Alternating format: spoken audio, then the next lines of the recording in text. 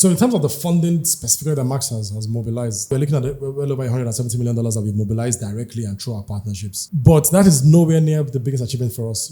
Money is ultimately a function of what you do with it. And then one of our drivers there at the time, I think his name is Michael Hewena, calls me and says, his wife wanted to talk to me. They'd moved from living in a shop in Ikoton that was, shop and parlor and everything to their family, where they were surviving on less than 30K a month, to renting a 3-bedroom apartment in Ogun State. They had bought land, they were building, all that stuff. This was on an Okada income in Lagos at the time. I have not fought tears back that hard in a very long time. Because I said, this is why we're doing this.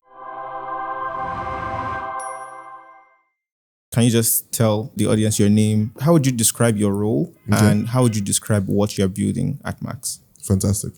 So my name is Chinedu Azodoh. I'm co-founder and now president at Max, aka Metro Africa Xpress. My name is Adetayo Bamiduro. I'm co-founder and CEO at Max. Started as a co-founder, but right now as CEO, it pretty means I'm chief everything officer, right? Just trying to build the company, trying to support people, trying to provide inspirational leadership, visioning and all that to make sure that the company is successful, the people are successful, and ultimately that the mission of the company is achieved.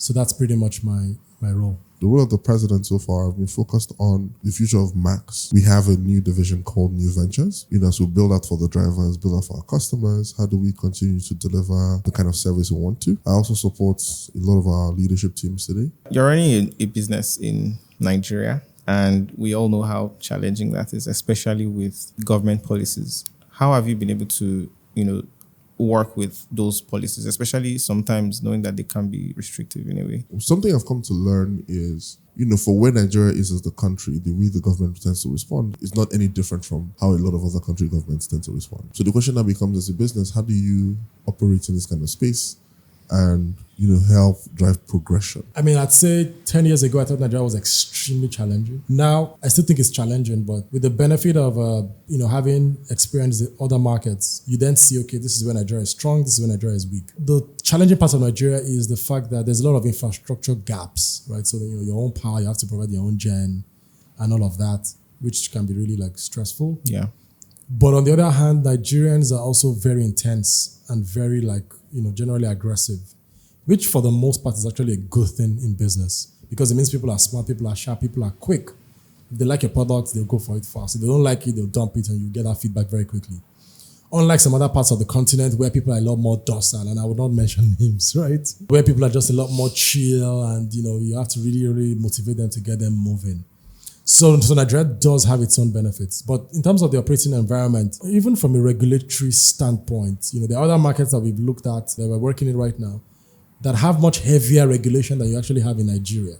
So yes, regulation can be a challenge sometimes in Nigeria, but overall, it's not just, Nigeria is quite open for business, right? Unlike, some other markets where, people look at you and in Nigeria, if you have value to provide, it doesn't matter if you're from Portugal or Australia, Nigerians will do business with you. But in other parts of the world, some other parts of the world, it's not exactly like that. So Nigeria is actually very exciting to do business in. But the infrastructure challenges and then, lately a bit of security challenges as well, sometimes can be a bit of a headache. But overall, it is definitely a market that is too exciting to be ignored by anyone who really wants to build a big business. In Lagos, around January of 2020, there was a ban on motorcycles. And recently, there was another ban of some sort. How has this impacted Max as a business? And how have you scaled through something like that? Yeah, the ban is the ban, right? The government is doing what the government thinks needs to be done. I think very vocal, aggressive public fight doesn't help change any narrative, as it were, right? What essentially happens is people just entrench deeper in their opinions because they feel slighted or whatever the case may be. So you still have motorcycles moving up and down Lagos. It's just that they're doing deliveries, they're not moving people. So what the Lagos government did was to restrict the usage of motorcycles to logistics only, to deliveries only within 6 local governments. Okay. So in the other local governments as well, motorcycles were still free to do their transport, normal taxi business, as long as they weren't getting on the highways, right? But at that point in time, it still impacted on us because a good number of the drivers that we had on our platform were doing the taxi business within those 6 local government areas where the restriction was imposed. So it did affect us, it did affect our drivers, but we pretty much just reconfigured our business around that in Lagos to say, okay, we'll focus purely on package delivery and logistics, which is something that we've always done anyway. So I think the government is doing what the government thinks it needs to do, right? Whether that's right or wrong, I don't think is relevant. The question is, where the people are today? Is that where the people will be in 5 years, or where the people will be in 3 years? And how do governments and how do organizations like us who, provide a public good, how do we continue to work with both the government and the populace to deliver something that makes sense for everyone long term? You said something about working with the government. I was watching an interview. There was something with the Ekiti State government. Yeah. That was like a partnership. Yes. And I was just wondering, like, how is that going? How do you think governments should ideally partner with companies like Max? That's a fantastic question. The Ekiti State partnership, I think, has gone well. So we built a product called MetroGov, and we deployed in both Ekiti State and Oyo State. And what we've seen is that with some of the growing insecurity and all those kind of things across the country, not just country, across sub-Saharan Africa, and the lack of identity, what you find is that in the informal space, especially in the transport sector, the identity issues are worse, right? Because you have a lot of people who are mobile, don't have ID cards, you don't really know who they are, they kind of come and go and all those kind of things. And for governments, those are becoming significant problems. And these are the kind of things that also lead to some of the issues we see with bans and all those kind of things. How do you solve for identity? So when there's an issue, you actually know who to hold accountable. So in Ekiti State, we did a really amazing partnership with the government where we went out there and built technology, deployed it, and helped the state actually register, I think, about 8,000 to 9,000 drivers. And the idea now is within the state, they have an ID system. They're able to use that for taxation. They're able to use that for collections. They're able to use that for a ton of things around. Like even I know that the government had wanted to distribute money to like some people in the transport sector as a way of rewarding good behavior. And that ID system played a massive role in that process because they were able to use that to identify who they wanted to give money to or give incentives to, who they had already given to. So they were able to get rid of things like double counting and fraud and all those kinds of things. What is Max's relationship with the drivers like? And how would you define the culture? It's taking quite a bit of reorientation for a lot of people because, we live in an environment, and going back to your initial question around the challenges, we live in an environment where, the lower you are in terms of your income level or quote unquote your status level, the less respect you get. That's kind of like how our society has evolved over the last couple of years, which is unfortunate. So changing that mindset, within the team as well, and every single person that we hire, when we bring them on board, the first thing is, at Max, the driver, we call them champions. The champion is king, right? Or queen. So we are here to support them because they are our customers. It's a service relationship where we do whatever it takes to help them succeed. That's our goal here. Their success ultimately is our success. So that's the kind of culture that we've built here. The most important thing actually is the elevation in their dignity. So all of a sudden, yesterday you are an Okada rider. The next day you're a Max champion,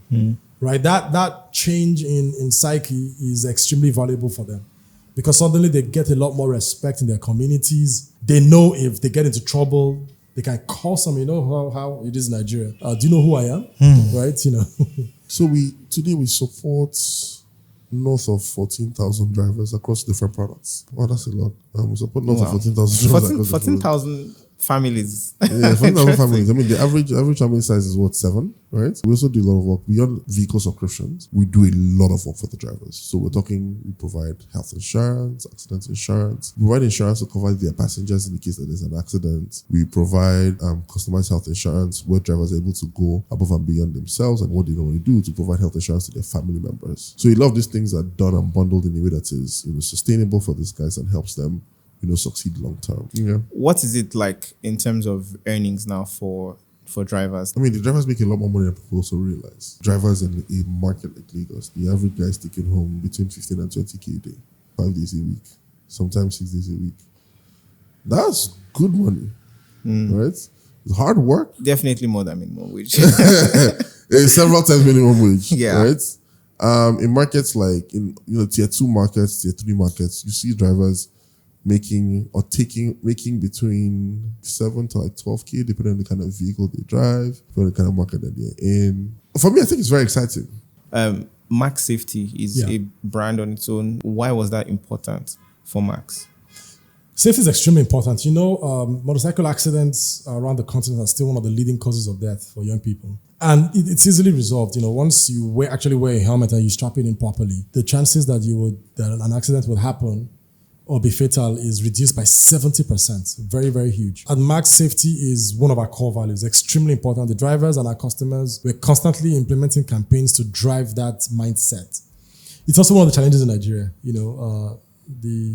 anyhowness, right? You know, we a lot of our people don't factor in safety into how they do things on a regular basis. Something else I saw was the low to zero emission vehicles Correct. that you're working on. Why was it important that Max had to, Do something like champion this. something like this? And what are some of the benefits, maybe?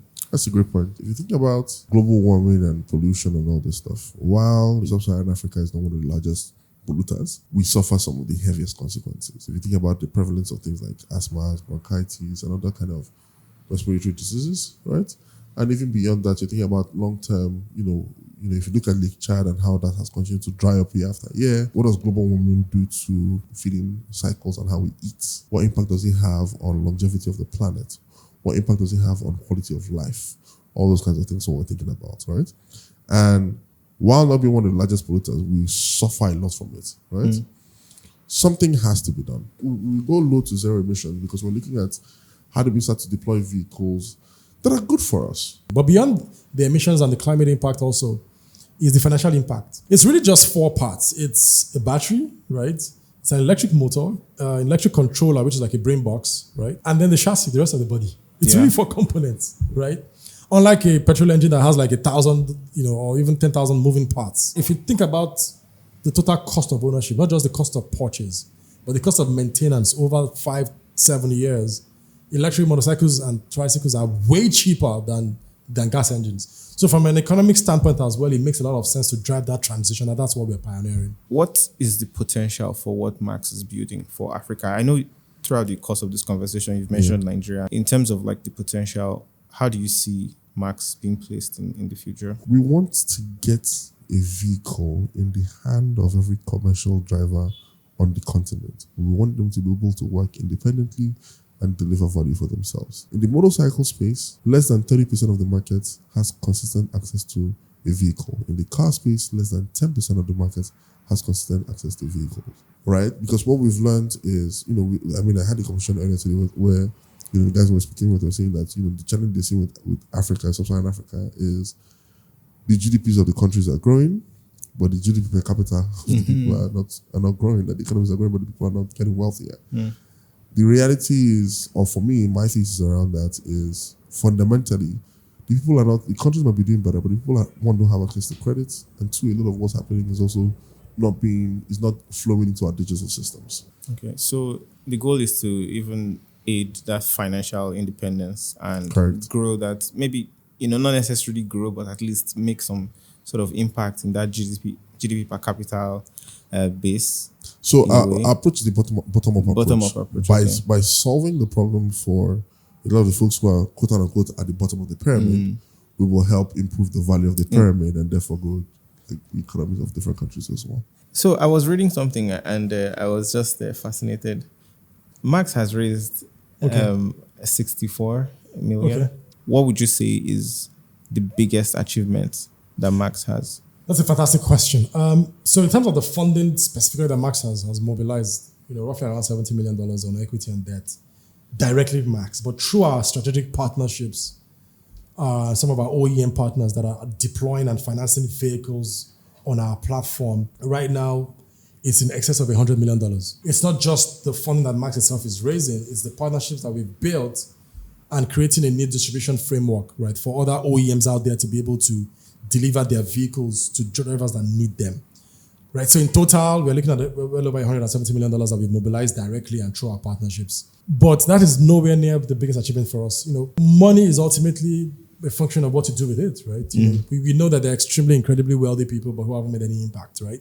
And we know of people who have raised very little money, but have delivered amazing impact in their communities. And then one of our drivers there at the time, I think his name is Michael Hewana, calls me and says, his wife wanted to talk to me. They'd moved from living in the shop in Ikoton that was, shop and parlor and everything to their family, where they were surviving on less than 30K a month, to renting a 3-bedroom apartment in Ogun State. They had butland, they were building, all that stuff. This was on an Okada income in Lagos at the time. That for me was very powerful and very emotional. Right, I worked hard not to. I have not fought tears back that hard in a very long time, right? And I remember, and for me, it stuck with me, right? Because I said, this is why we're doing this. We're not doing this for all the story of tech boys and raising money and all that stuff. I can imagine. Those things are honestly not important. The reason why we're doing this is to have a transformative impact on the quality of life of people. What does it typically cost a business on average to use Max? So to access our vehicle subscription product, it can cost as low as $3 to $5 a day, depending on the kind of vehicle and what city we're operational in. So for $3 to $5 a day, you can access a vehicle subscription and have it do all the delivery runs that you need. I know you talked about the fact that there were more orders for food. Yeah. For the food delivery than there were riders. Mm-hmm. There were more orders for rides on Max. So essentially, there's always more orders than everybody could meet, right? And so for us, do you see that flipping now? Not even remotely. We're not anywhere near a potential flip, right? For a flip to happen, you have to get closer to demand meeting supply. Demand by far outstrips supply, right? People talk about how logistics is such an easy business to get into in Nigeria. Everybody can get into it because there's so much demand for it, right? But people also struggle because, scaling logistics becomes a nightmare. Right? Yeah. It's a very difficult process to do. What we've learned is that the infrastructure is really what drives this stuff. So, we've really stepped back a lot from doing logistics, doing ride hailing, doing any of these things. And we just focus on building the infrastructure to help the drivers succeed. So even all the insurance, the driver services, the maintenance, the vehicle subscription, licensing, all that stuff, that's kind of what we focus on to ensure that for the drivers, the availability is critical. So they have that availability and therefore they can kind of go on and make money. So we work with platforms now as well. So we work with all the Bold, we work with Boda, different companies. Obviously, we're also a platform. So for us, we're not interested in competing with all these guys. The goal for us is continue to augment and support what they do to help them be successful, help our drivers be successful, and at the end of the day, we're also successful from the process. Cool. I want to go more along the line of the path to building Max now. Okay. How was it like from your previous employment, business school, and coming up with the idea of Max? How was the journey? How much time do we have for this question? Just a very abridged version. All right, great. So before Max, I was working in the US, right? So I think just before leaving to MIT Sloan, where we then started Max from, I was at a company called Barclays Capital. While I loved what I did and I thought it was super exciting, I felt like that wasn't my calling. I wanted to be able to be back here on the continent, making change, as it were. So I made the decision to leave my job. And I remember telling my parents I was going to be moving back to Nigeria. I'm like, ooh, what? Right? You don't spend all that money for people to go to college to come back to Nigeria so quickly. They gave me really good advice, which was essentially go get a graduate degree before you come back. So, I applied to a bunch of schools, gone into MIT Sloan, and I've always loved MIT. I love the storytelling around the school. I love what the school stands for, the mission, all that stuff. And then I met Tayo along the journey. At the time, I'd been focused on building out a business that was looking at the mother and child. And then I hit a roadblock, which was how do you deliver things in Nigeria? So I had a friend of mine who was a Sloaney, Bengaiki. I reached out to Bengaiki, like, yo, look, I'm thinking of this particular issue, not sure how to solve it. What's your advice? He's like, oh, there's a dude you should talk to. His name is Tayo Bamiduro. He was just at Conga, helped them learn the logistics business, and I know he's super interested in that space. And that's how Tayo and I connected, and the rest they kind of see is history. Yeah. Right? Yeah, it's a pretty interesting journey. I'd say, when I left school, I went to school in Nigeria. I did my undergrad here at the University of Ibadan. I did computer science. So I started building and playing around with applications right from school. And then right after school, I started building software for a few friends and then for a couple of businesses. But after then, I thought I wanted a proper corporate experience, not just going all the way into full-fledged entrepreneurship right out of school. So I worked in a bunch of industries. I did my management consulting for a little bit. I did energy as well, natural gas. And then after a while, I thought, okay, I wanted to do more with tech. And I knew that the career path that I was on wouldn't really take me to the direction that I wanted. But at the same time, I also, wanted to do something that would have a lot of impact to it in terms of helping to create jobs and solve some of the big development challenges that we have in Africa. So I got, lucky. I did a 2-year graduate degree and MBA at MIT, which is where I met with Chinedu. And it was while I was there, that happened that it was the time when a lot was going on in the mobility space in the US. Uber and Lyft were going head to head at that point in time. Alibaba also was on a tier, right? In Asia, doing incredible things with Alipay and so on. So we kind of like Chinedu got together and figured that, okay, we could do something similar in Africa, right? So we started playing around with the Max idea in 2014. And then ultimately in 2015, we launched. We got into an accelerator called Techstars in New York. And then we raised a bit of funding. We did TechCrunch Disrupt in London, same year, 2015. And then 2016, we went full-fledged, started building out Max in Nigeria. And then we've gone through, of course, quite an incredible journey over the last 7 years building Max. But that was the journey. So now, if we're going to talk to young Nigerians watching this, like, what would you advise them to do? Like, if they want to start something in Nigeria and they don't want to mess things up, okay, like, what would you advise a young Nigerian watching this to think about? I think it's very important to have a clear line of sight as to what your real objective is. Why are you doing this? If the hustle is to make money, if what you're doing is just to make money, it's cool. But like, beyond money, what is your other objective? If you don't have a clear objective, your objective is money, to make money, it would be the same. You will suffer. Suffer doesn't need to finish. Yeah, that's a great question. I'd say biggest thing is recognizing that, life isn't a straight line, right? You have a dream that you're pursuing. At some point, you would suffer setbacks, sometimes very severe setbacks that will make you look like all of this is worthless. And in those moments, there's this deep temptation to kind of like just give up and say, you know what, I can't succeed. My advice is not to listen to that voice, right? Is even if one door is closed somewhere, another door can open somewhere else, right? If you're resilient and you pick yourself back up and you keep going. A lot of people look at, folks who maybe succeeded in one way or the other and think that, those people succeeded because they're extremely special. And the short answer is no, they're not, right? They just kept going. That's really it. Of course, there are those who are just privileged from day one. I'm not talking about those people, right? Okay. I'm talking about those who didn't necessarily have any kind of privilege, but they started grinding from day one and they stuck to it. They kept pushing forward in the face of adversity. So my short message to young Nigerians and young Africans is keep going, right? If you get punched in the face, right, you pick yourself back up again and you keep going. You don't give up. You don't say there's no more hope. If you're resilient and you keep going long enough, you will break through.